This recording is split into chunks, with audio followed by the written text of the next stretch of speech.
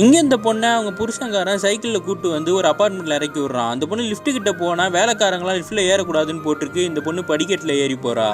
ஒரு ஃப்ளாட்டோட கதவை தட்டி வேலைக்கு வர சொல்லியிருந்தீங்களே அதான் வந்திருக்கேன்னொன்னே அந்த லேடியும் கதவை திறந்துட்டு அந்த பொண்ணோட கையை நீட்ட சொல்லி சானிடைசர்லாம் கொடுத்துட்டு உள்ளே வர சொல்கிறாங்க. இந்த பொண்ணு அவளோட ஹேண்ட்பேக் எடுத்து சோஃபா மேலே வச்சுட்டு வேலையை பார்த்துக்கிட்டு இருக்கா.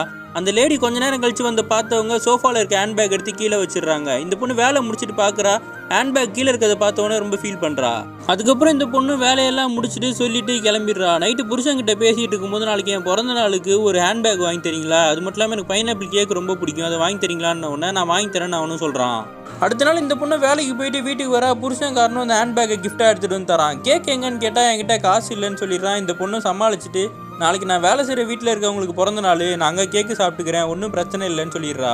அதுக்கப்புறம் புருஷன் கொடுத்த சாக்லேட்டை வச்சுக்கிட்டு 2 பேரும் சைக்கிளில் ஜாலியாக வெளியே நைட்டெல்லாம் சுற்றிக்கிட்டு இருக்காங்க. அடுத்த நாள் வந்து அவங்க ஓனரோட பிறந்த நாள் நடந்துகிட்டு இருக்கு. பர்த்டே ஃபங்க்ஷன் அப்போ இந்த பொண்ணு மட்டும் கிச்சனுக்குள்ளே வேலையை பார்த்துக்கிட்டு இருக்கா. கொஞ்ச நேரத்தில் அந்த ஓனர் அம்மா வந்துட்டு நீ வெயிட் பண்ணு, நான் கேக் எடுத்து வச்சிருக்கேன்னு சொல்லிட்டு போகிறாங்க.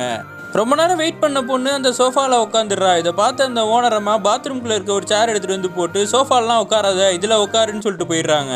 இந்த பொண்ணும் ரொம்ப கஷ்டப்படுறா. உள்ளே போய் அந்த ஓனர் அம்மா கேக் எடுத்துகிட்டு வந்து திரும்பி வந்து பார்த்தா இந்த பொண்ணு அங்கே காணோம். அங்கே இருக்கிற அந்த கேக்கை விட என்னோட சுயமரியாதை தான் முக்கியம்னு சொல்லி அந்த பொண்ணு கிளம்பி தான் புருஷன் கூடயே சைக்கிளில் சந்தோஷமாக போகிறா.